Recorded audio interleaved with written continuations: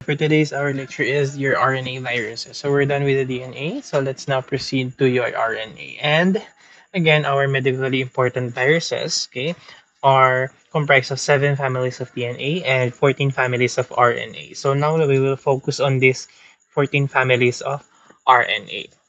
So first is your Arena viridae, wherein your arena viruses, okay, the family is Arenaviridae, who has a general characteristic wherein it includes 29 spherical envelope RNA virus. So envelope RNA virus. Okay, the variants have P-shaped glycoprotein spikes, okay, which measures around 7 to 10 nanometer on their surfaces. And primarily, it infects rodents and even bats. So sometimes causing harm to their host. And transmission to human usually is via inhalation of infected rat excrement aerosol. So meaning usually it can come from the urine, saliva, feces, and even the nasal secretion of your rodents. Okay. Um, Usually the the mode of transmission is direct contact with infected rodents or um, exposure to the excrement that was that was excreted by the infected rodents. Okay, diseases and their symptoms. So usually the range of illness is asymptomatic and could have a fever, headache, and vomiting as manifestation, and could lead also usually to severe complications such as your meningitis and even hemorrhagic fever.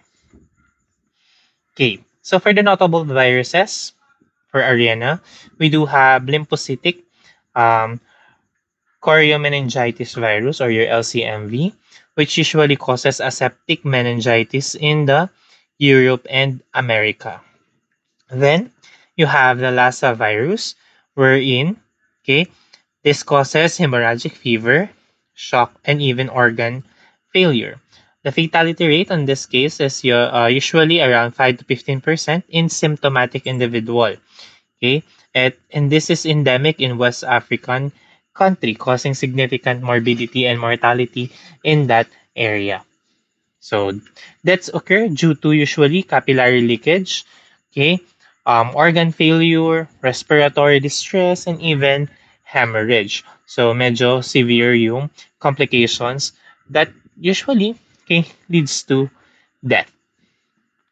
And other notable viruses under the arena virus, you have your Mashopo virus, wherein this causes Bolivian hemorrhagic fever, and the fatality rate is usually around 30% if untreated. And the reservoir is usually your Calamis colus rodents or your cold spiny rats.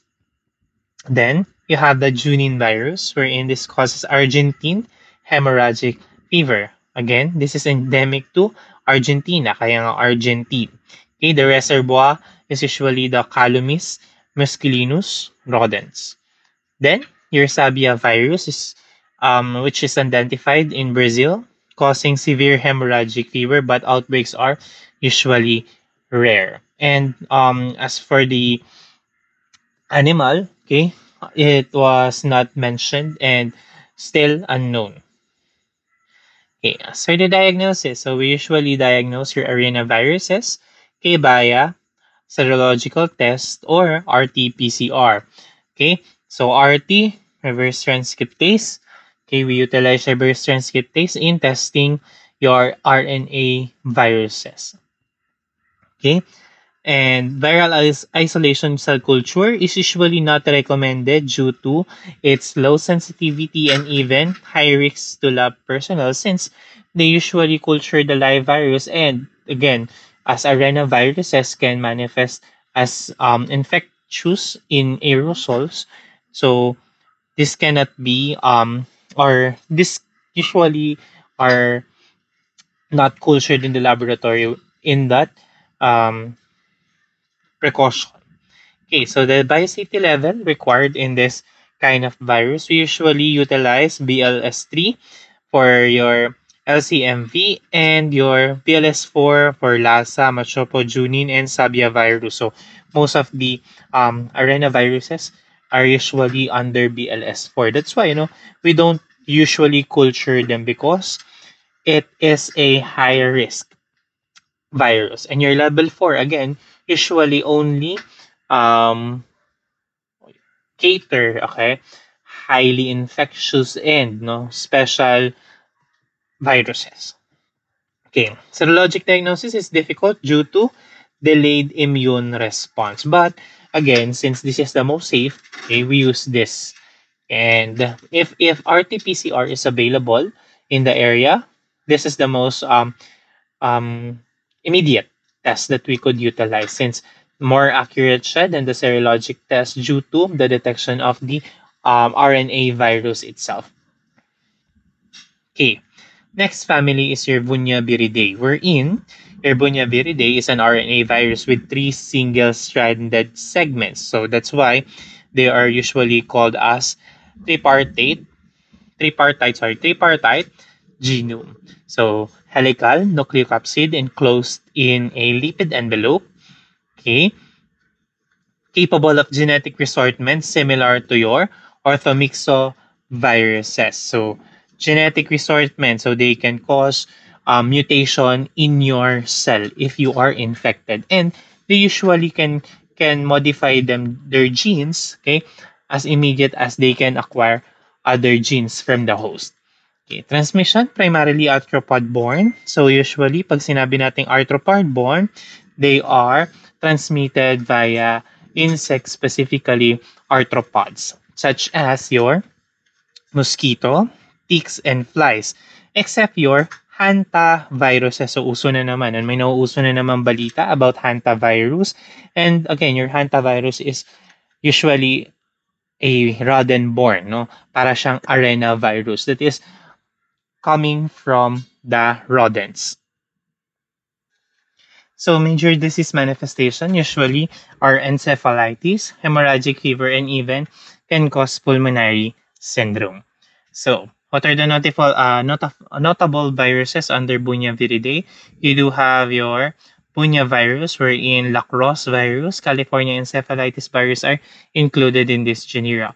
Okay, so the transmission is usually via mosquito bite. Okay, and the host are the usually rodents, birds, and even small mammals. Okay, so that is the usual host, and a human is an accidental host only. Okay, then symptoms they usually manifest as with fever, okay, rash, and even encephalitis. Okay.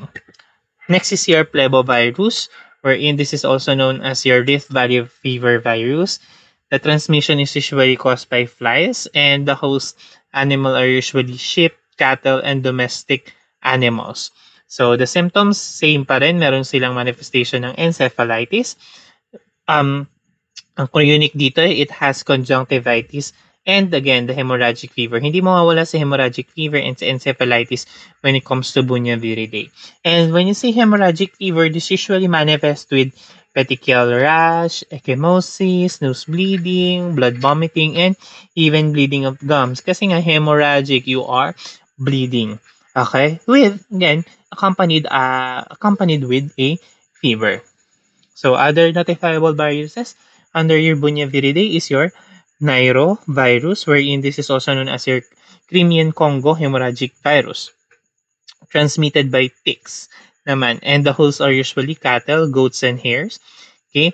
And symptoms is severe hemorrhagic fever. That's why, ito yung mas medyo complicated as to Bunya viridae because it usually causes severe hemorrhagic fever.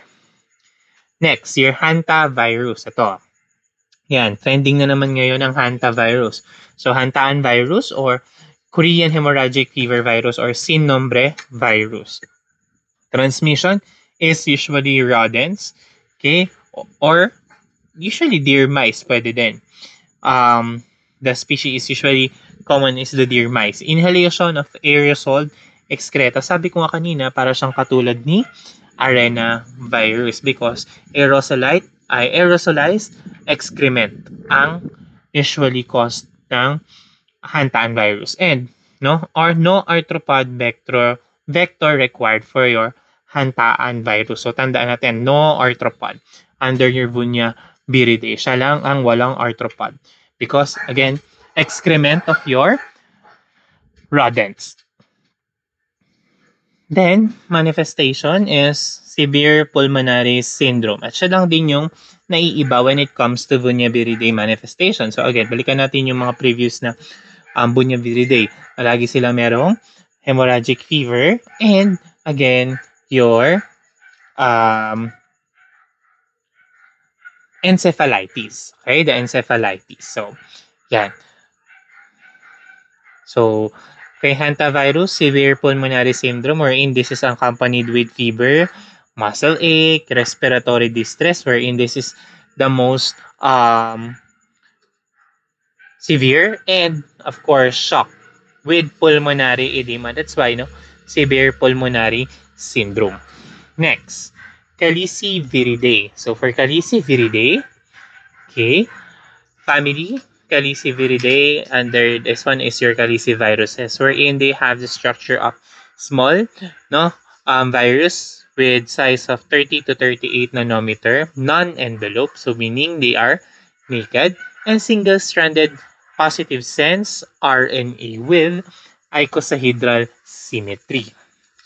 Okay, so the transmission, usually it is transmitted via fecal-oral route, okay, with contaminated food, water, or even surface. So kaya, anong practice natin sa laboratory in order for us to eliminate this kind of infectious material? We usually do before and after, okay, disinfection.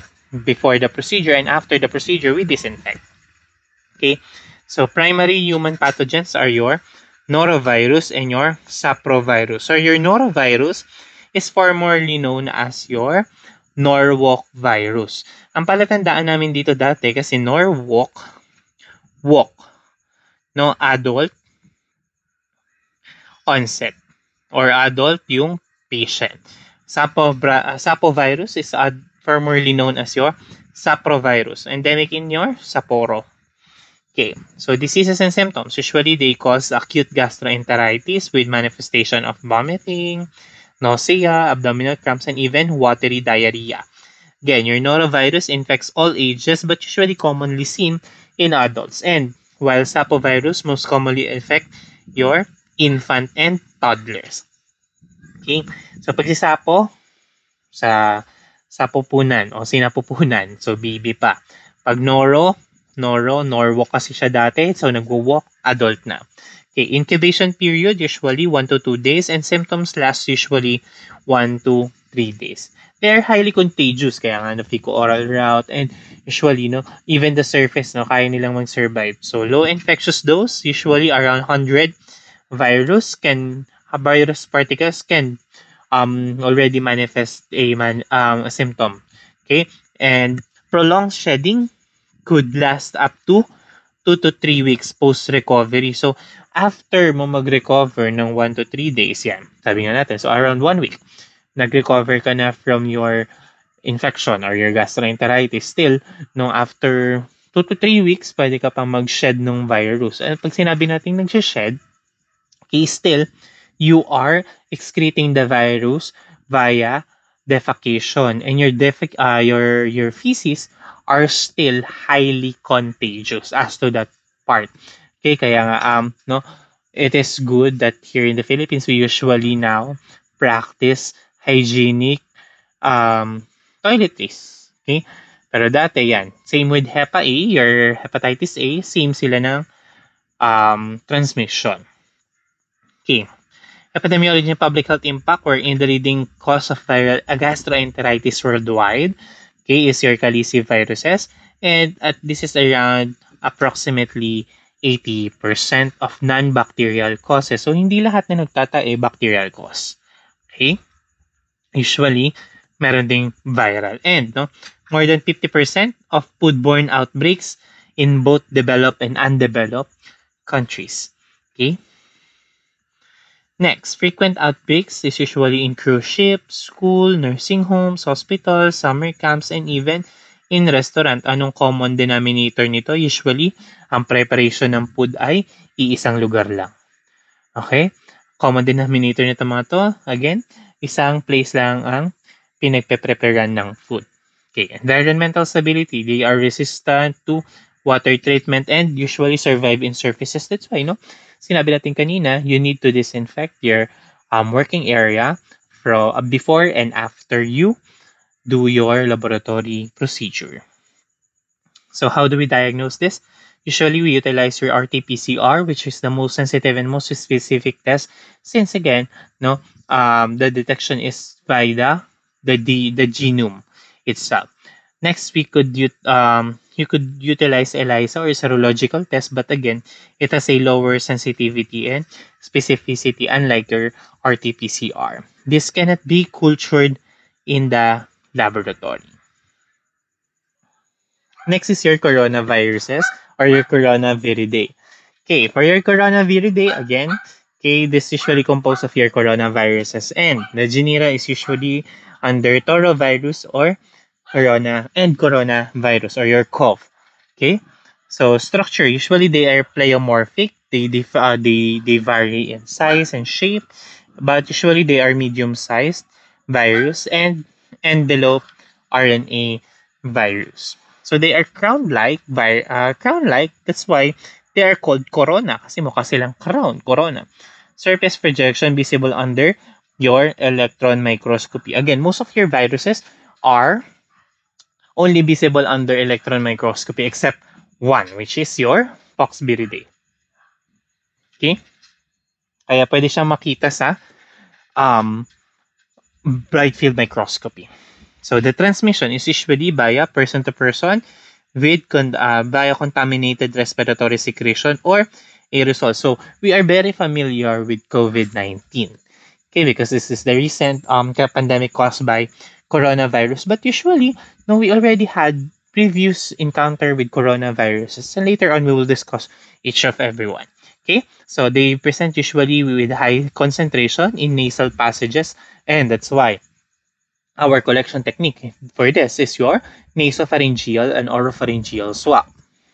Okay, so they usually infect nasal epithelial cell. That's why they manifest with respiratory symptoms because the usual harboring area of these viruses are proximate or with very they are very proximal to your respiratory system or your lungs.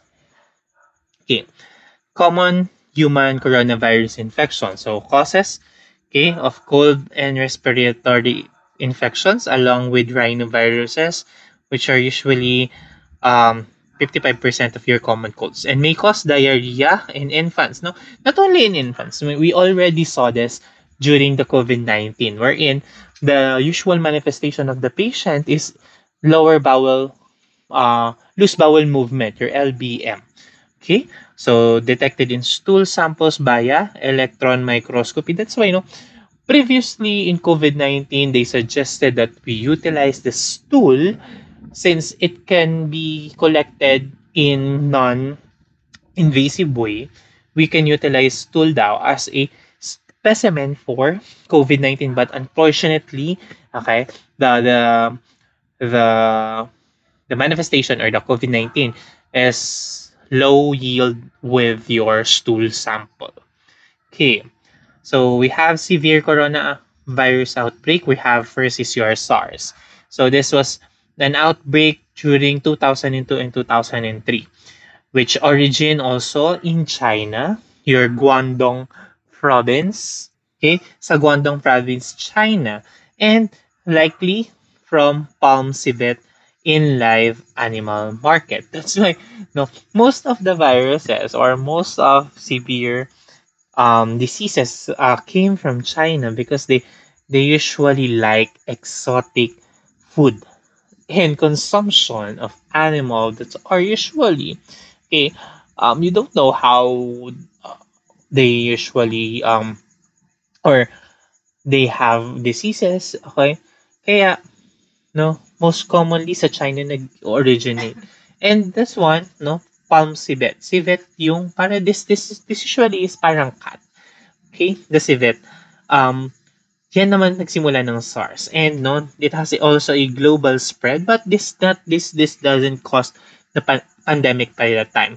Usually epidemic lang ang kinusnita. Began with a single case hotel in China, spread rapidly, outbreak in Hong Kong hospital, and eventually more than 8,000 cases worldwide, and usually and approximately 700 deaths occurred during the SARS outbreak. Okay?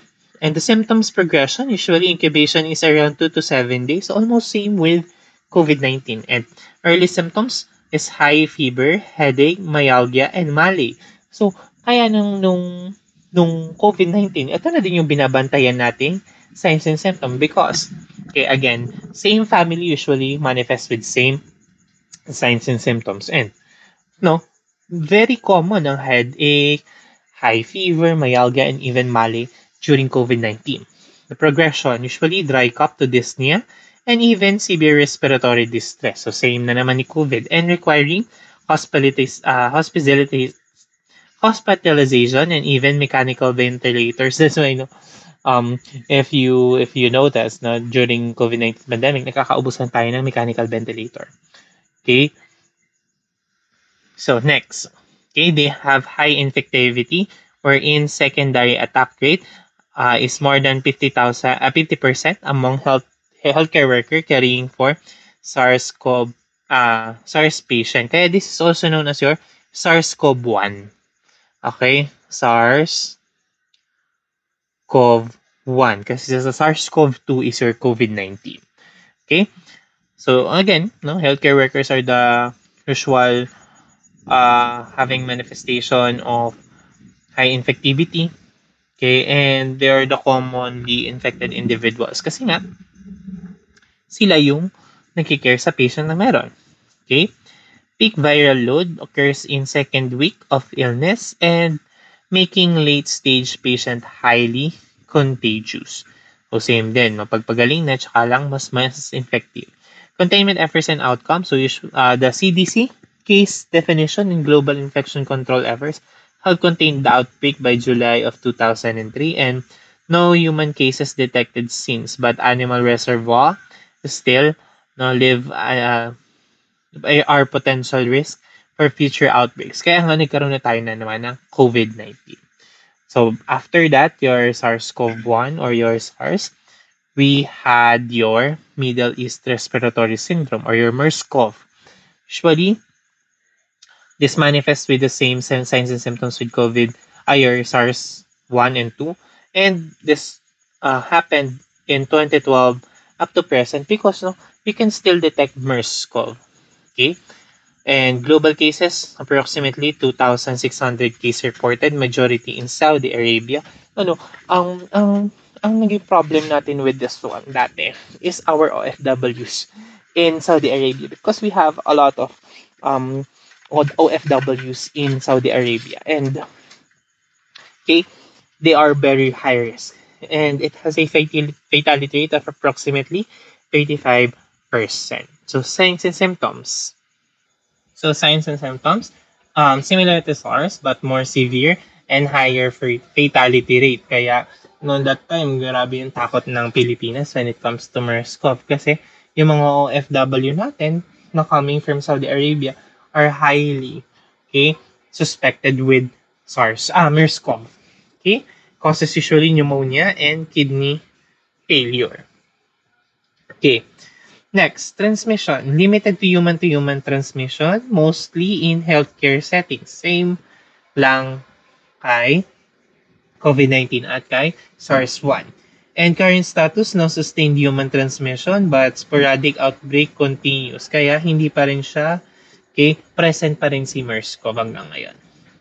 Next, COVID-19 or SARS-CoV-2, which is a global pandemic in the definition of your CDC and WHO.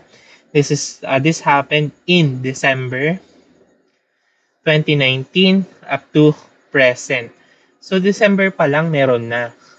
Pero hindi natin na-contain. Bakit? Kasi during that time, China is still suppressing the information, and even naman nung nagkalat na, sinosuppress pa rin ng information, especially here in the Philippine government.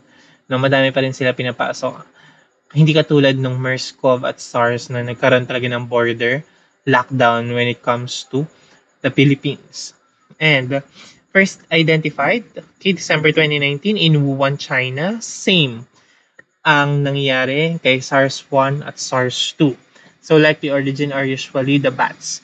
Now, they are the primary reservoir of this virus and possibly through an intermediate host such as your pangolin. Okay? Yung pangolin is yung parang armadillo. Okay. So rapid global spread declared a pandemic by March 11, 2020 by the WHO. So, signs and symptoms and progression. Usually, the incubation period is 2 to 14 days, so longer than your SARS-CoV-1, wherein it has only 2 to 7 days. Ngayon, mas mahaba na siya, pero the average is approximately 5 days.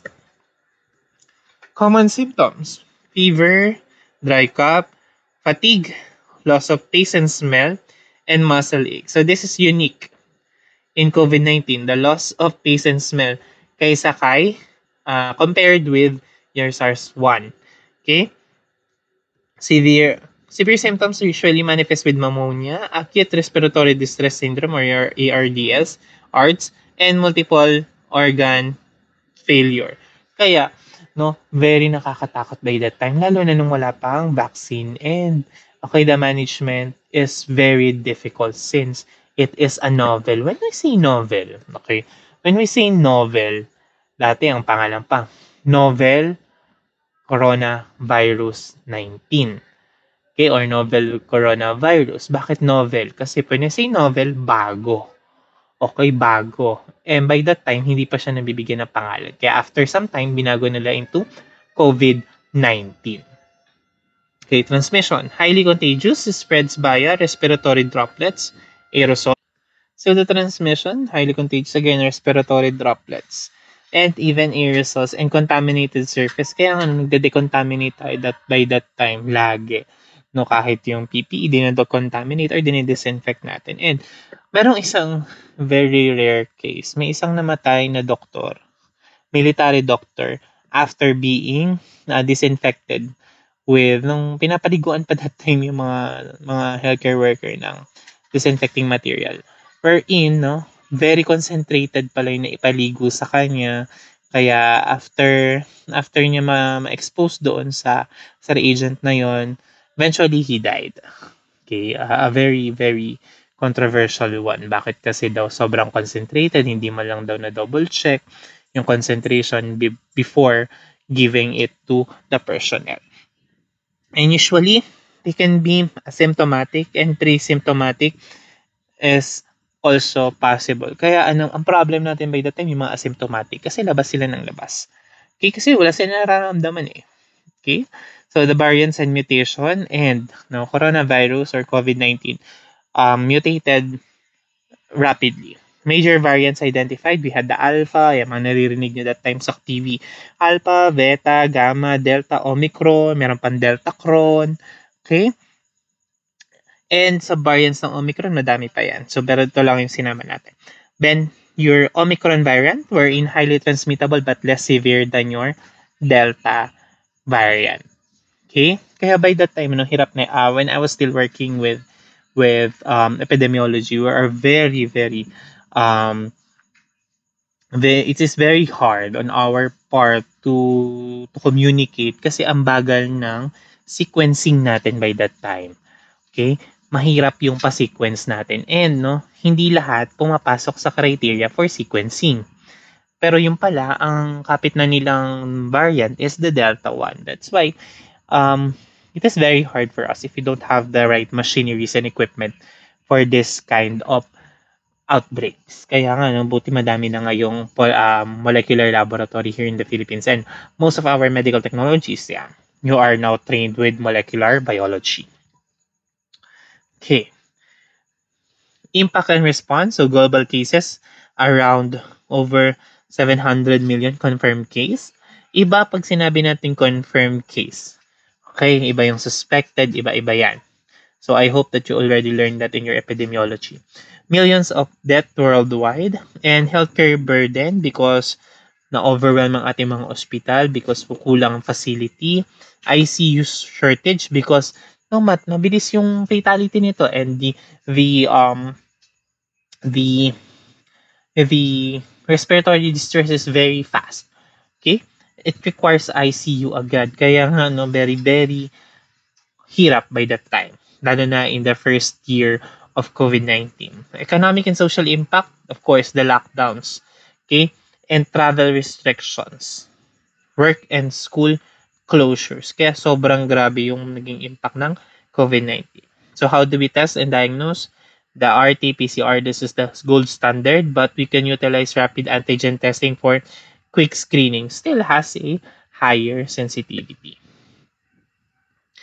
Then, prevention and control, we do have now vaccines. Okay, your mRNA virus, mRNA vaccines. Oh, you have your Pfizer, brand Pfizer and Moderna. Okay, you have also your viral vector vaccine, AstraZeneca, and your Johnson and Johnson, and you have inactivated vaccines such as your Sinovac and Sinopharm. Whether kung ano yung makuha nyo, maganda pa rin naman yung outcome. Still, you can have immunity. Okay? But, no, your mRNA virus, this usually, utilize adenovirus as carrier virus. Viral vector vaccine, the virus itself. Okay? And then inactivated yan, pinahina lang yung virus. Okay? Pero yung vector vaccine yan. Next, public health measures. Usually, we utilize your PPE, okay, the social distancing, the mask, even the hand hygiene because it can be present on the surface. And the hand hygiene, utilization of alcohol-based hand sanitizer and hand washing is very effective in preventing your COVID-19. Not only COVID-19, most of the viruses naman. Quarantine restrictions and even travel restrictions. So we do have a classification of long COVID. For the long COVID symptoms, they usually persist for weeks, months post-infection. Okay?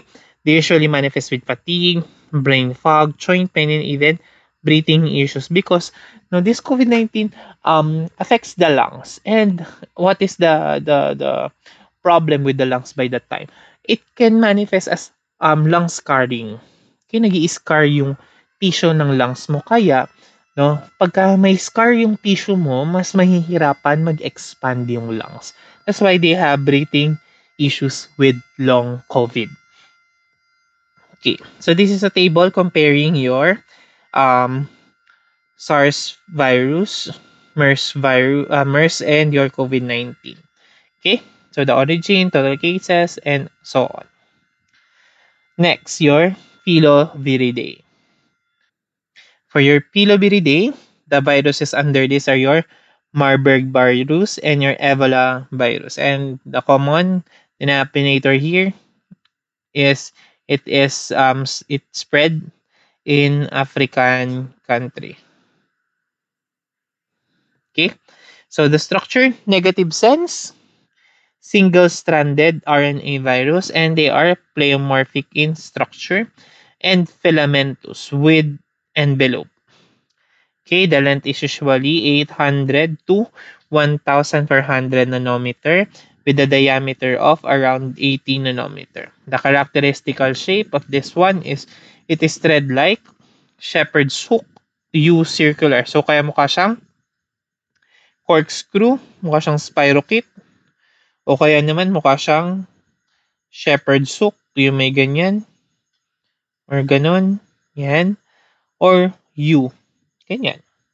Okay? So the transmission, they contact with infected blood, secretion, or contaminated needles. That's why, kaya nga pinopromote natin lagi is your universal precaution. Okay? Universal precaution, treat every specimen as infectious because every bodily fluid or any fluid coming from a human body could be a suspected, infectious.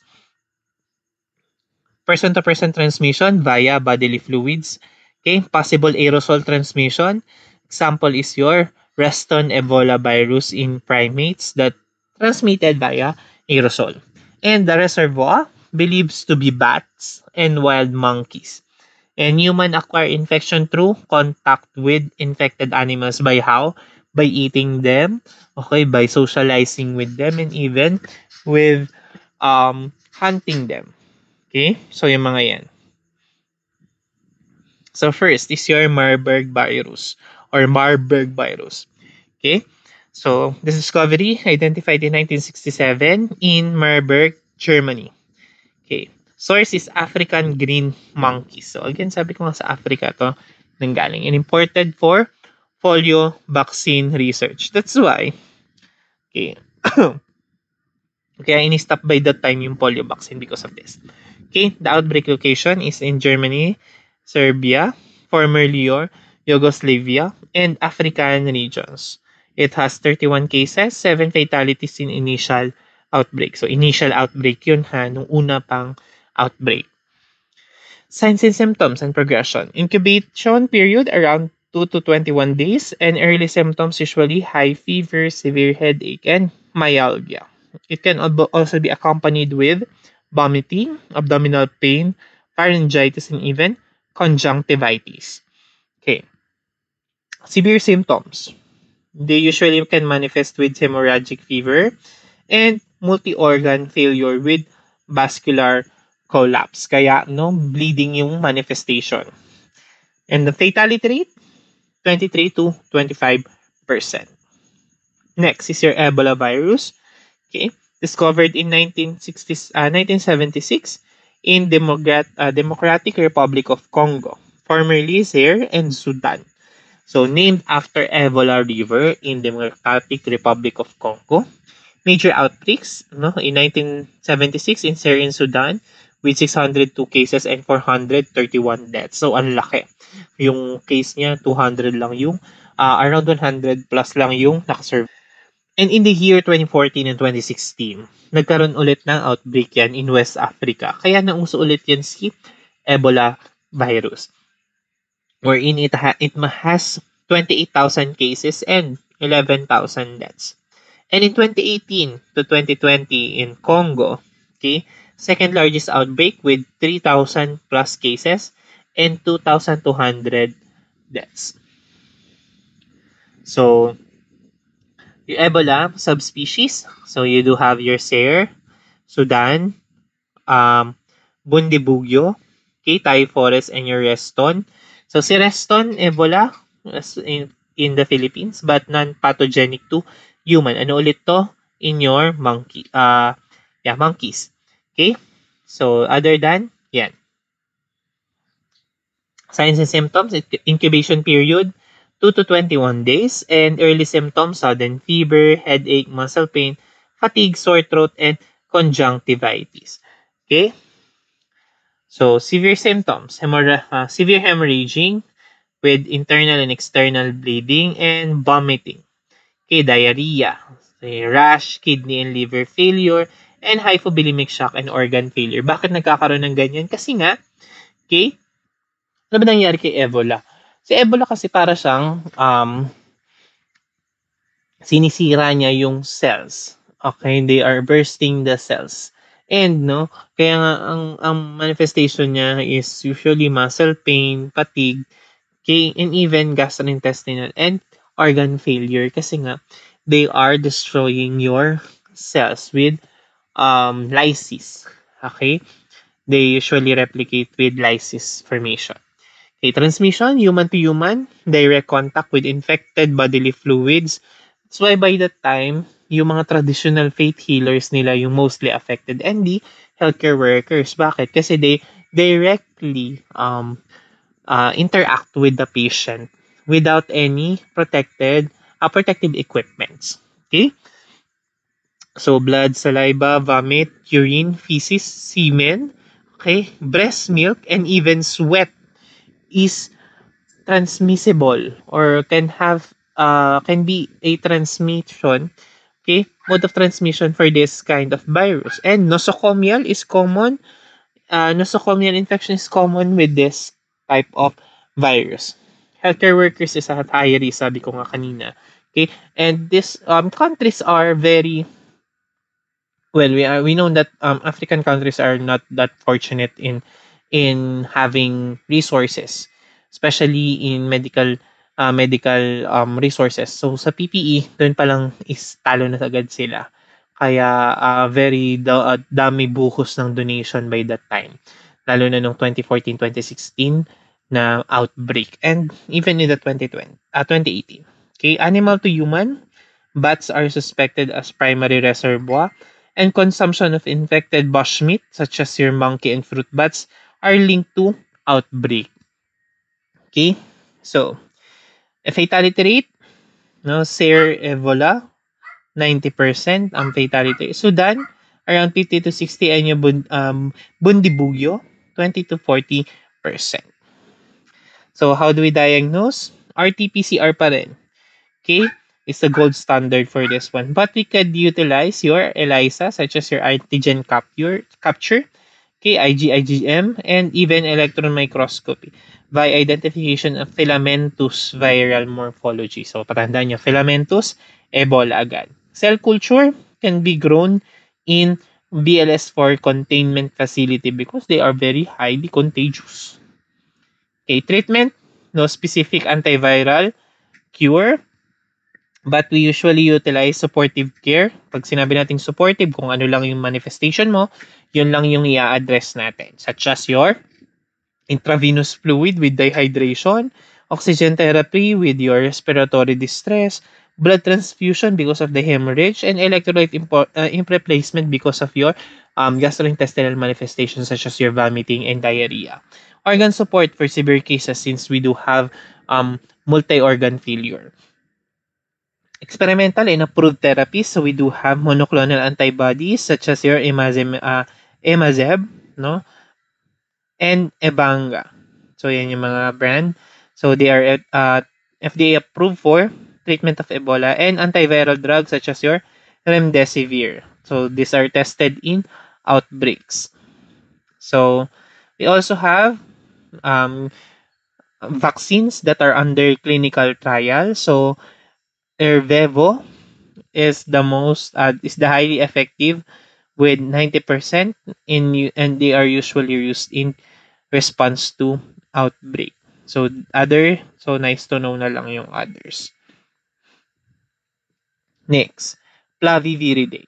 So for your Flaviviridae, okay, they are small, single-stranded, positive-sense viruses, envelope icosahedral in shape and derived from the Latin word flavus, meaning yellow, due to the yellow fever virus.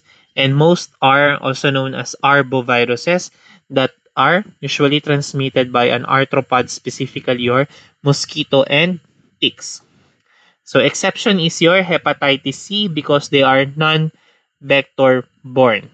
Okay, non-vector borne. So Zika virus is the first one. So first confirmed outbreak in Brazil in 2015 linked to Guillain-Barré syndrome or Guillain-Barré syndrome. Okay, this is a neurological disorder manifested with muscle weakness. Okay, yan yung manifestation yan. And birth defects such as your microcephaly. Kaya nga, Zika virus is causing microencephalitis. Transmission. Mosquito bite. Specifically your Aedes aegypti. And your Aedes aegypti is also, okay, the vector for dengue. Okay, dengue. So, next is your yellow fever. For yellow fever, first flavivirus identified and responsible for historical plague. So the reservoir is monkeys in jungle cycles. The vector is all same with Zika, Aedes aegypti. Okay, the symptoms is yellow fever. Kaya nga siya yellow because it can have jaundice. So fever, jaundice, hemorrhage, and black vomit. And even melena stool. Bakit may black vomit sila? Kasi this manifest with, okay, GI bleeding. Okay? Your coffee grounds vomit. Next mortality rate is 5 to 50%, and your death is usually within 6 to 7 days. Diagnosis of your yellow fever. Okay, clinical history. No, pwede na yon. History. But we could utilize also serological tests such as your IgM ELISA, IgG ELISA, and your MIAS. And you can have also your PCR. For histopathology, usually this is involved with um, muscle biopsy. Okay. Prevention. Highly effective vaccines are available. Kaya before you can go to China, okay, you need to have your yellow fever vaccine. Okay? Sa pagkakaalam ko, before you enter China or endemic areas in China with yellow fever, you need to secure your vaccine first for yellow fever. So, and also mosquito control in urban areas. Next, under Flaviviridae, your dengue virus. Ayan, trending ngayon ng dengue. It's dengue season. Okay? Kahit hindi pa nag-start ang June, dengue season na. June is dengue season. Bakit? Kasi mas madaming bata ang nasa school. And mas madaming individual ang exposed. Pero ngayon pa lang, as of March or February, madami na tayong cases with dengue. Most prevalent arbovirus worldwide. So pinaka-common with around 100 million cases annually. And endemic in Latin America, Puerto Rico, and Mexico. Transmitted via mosquito pa rin, Aedes aegypti, and it has 4 serotype. Infection with second serotype may lead to, usually, severe manifestations such as dengue hemorrhagic fever and dengue shock syndrome. Kaya sabi natin, pagka second time around mo ng dengue, mas malala. And kaya mas binabantayan pag second time around mo. Okay? So again, apat yung serotype niya. Kaya apat na beses ka pwede ma-infect ng dengue. O apat na beses ka pwede magkaroon ng dengue. Okay. Viruses. Symptoms. Fever, severe headache, and rash. But nowadays, ang rash niya dati, it can manifest as petechial rash. Pero now, I have seen patients na kakaiba yung rash nila.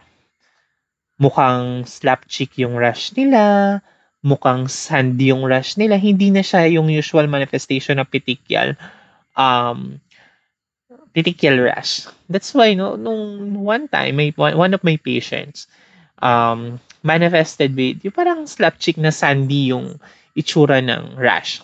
So, and, meron pang, may kasama pang um,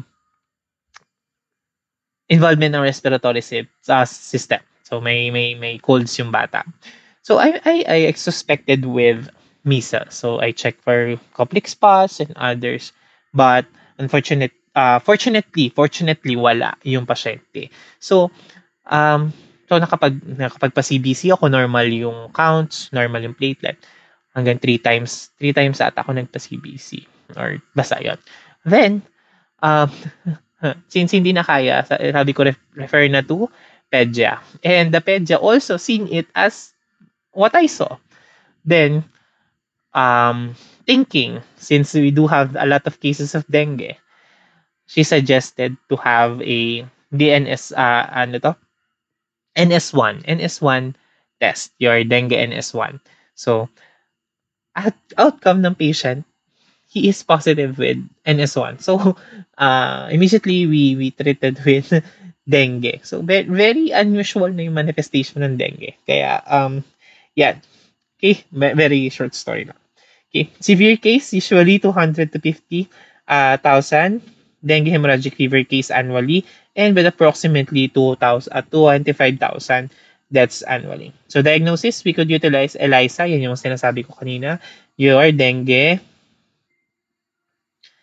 NS1, IgM. Yan. Okay? You could also utilize your RT-PCR for viral genome. But usually, enough na to usually sa amin. Since history taking pa lang okay na. No approved vaccine.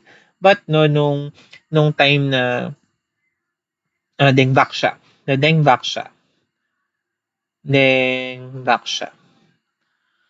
Dengvaxia is a good candidate for vaccine. Bakit? No? Okay naman talaga siya. Pero the problem is, they utilized it on the general public.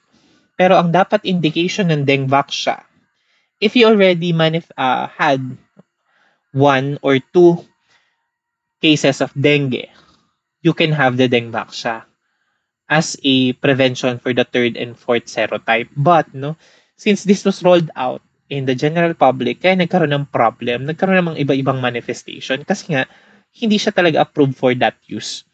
Okay? So, yan. Yan yung naging case kay Dengvaxia. So, for the dengue virus, we do have 4 distinct serotypes. Your dengue virus 1, 2, 3, and 4. Okay? So, each serotype is antigenically different but closely related. And infection with one serotype confers lifelong immunity to that serotype but not to other serotype. So, yan yung statement na sinasabi natin. Meron kang immunity kay dengue 1, okay ka na, hindi ka na may infect ng dengue 1, but the 3 and 4, 2, 3, 4, pwede ka pa rin ma-infect. Okay? Yan. So, subsequent infection with different serotype can lead to severe disease due to antibody-dependent enhancement.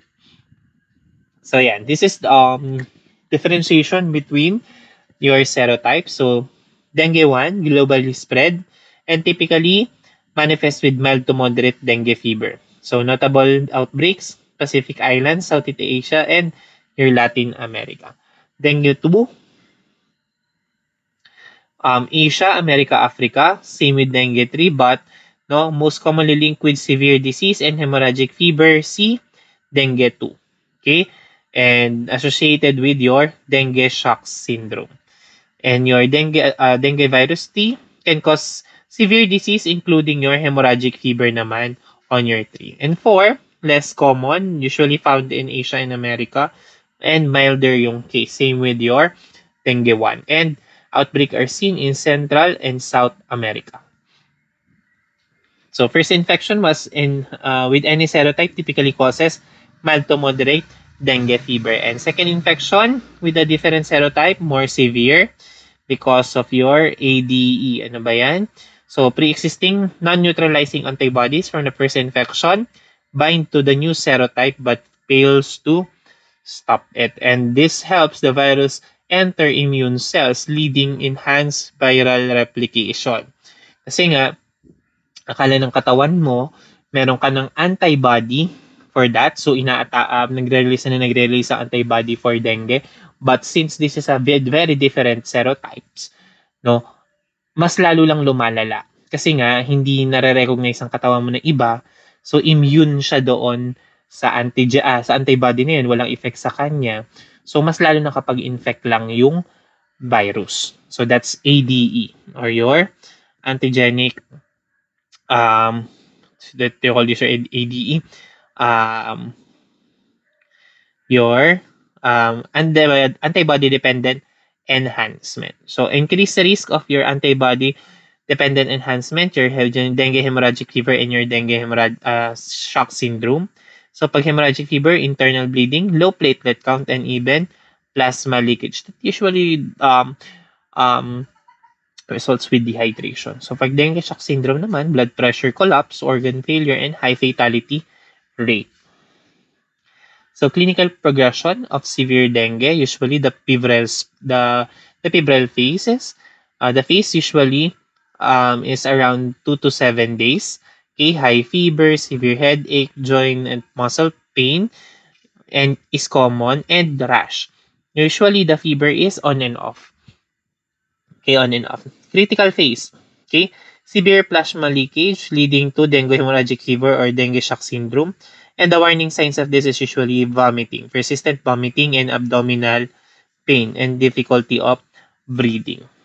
Okay, and the recovery phase, fluid reabsorption and condition stabilizes, and rash may reappear. So, island of white in a sea of red pattern. So, ito pala, yung rash niya, it appears after the fever. So, fever muna bago rash. Next, West Nile virus for your flaviviridae. So, West Nile virus first identified in Uganda, now endemic in US since 1999. So, in the reservoir, wherein birds are the common reservoir and the vector are, again, more common is mosquitoes.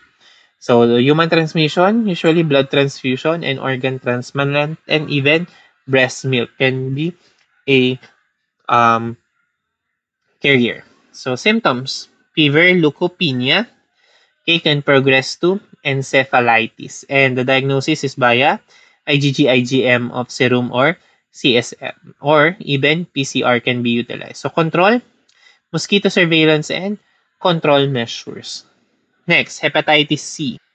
Next is your hepatitis C virus, wherein this is a non-arbovirus. So hindi siya, it doesn't spread via mosquito or arthropod. So it spreads via blood exposure. Okay, global burden in worldwide because of 170 million carriers worldwide and approximately 4 million in US. So chronic infection usually in 50 to 90% of the cases, and the major complication of this virus is your liver disease such as cirrhosis and even hepatocellular carcinoma. And this is related to hepatitis B. And you cannot have hepatitis C without hepatitis B. Okay? So transmission, IV drug use, okay, contaminated blood products, status, and even sexual contact. Okay? Kaya nga, ulit ko, hindi ka pwede magkaroon ng HIV-C, HIV-C tuloy, hepatitis C, hanggat wala kang hepatitis B. Okay, diagnosis, you can have anti-HCV, okay, RT-PCR, viral genotyping for therapy response, and know how to reduce these cases or transmission, screening of blood products. Kasama yan sa ini-screen natin sa blood donation, your hepatitis C. And usually, no, pag hepatitis C, um, automatic positive na yun sa hepatitis B kasi nga they cannot live without hepatitis B. Next, hepatitis G virus, also known as your GB virus C, is a flavivirus wherein this is related again to hepatitis C naman but not a significant cause of liver disease. Transmission, bloodborne, similar to hepatitis C, and the routes is usually by transmission, intravenous drug use, sexual contact, and perinatal transmission, meaning transplacental. So, clinical significance does not cause hepatitis despite the name hepatitis G virus, and most infections are asymptomatic. May have a protective effect against HIV. So, meron kang hepatitis G, pwede kang immune sa HIV. Some studies suggest that your HGVC co-infection slows HIV progression by reducing the viral load and improving survival rate of HIV patients. So, how do we diagnose? And usually we detect via RT-PCR for our viral RNA and antibody testing. They can indicate past exposure. High prevalence worldwide, especially among population exposed to bloodborne infection, and usually saan yon? Sa sa mga third world countries such as Philippines. Okay? So that ends your first part of the RNA viruses.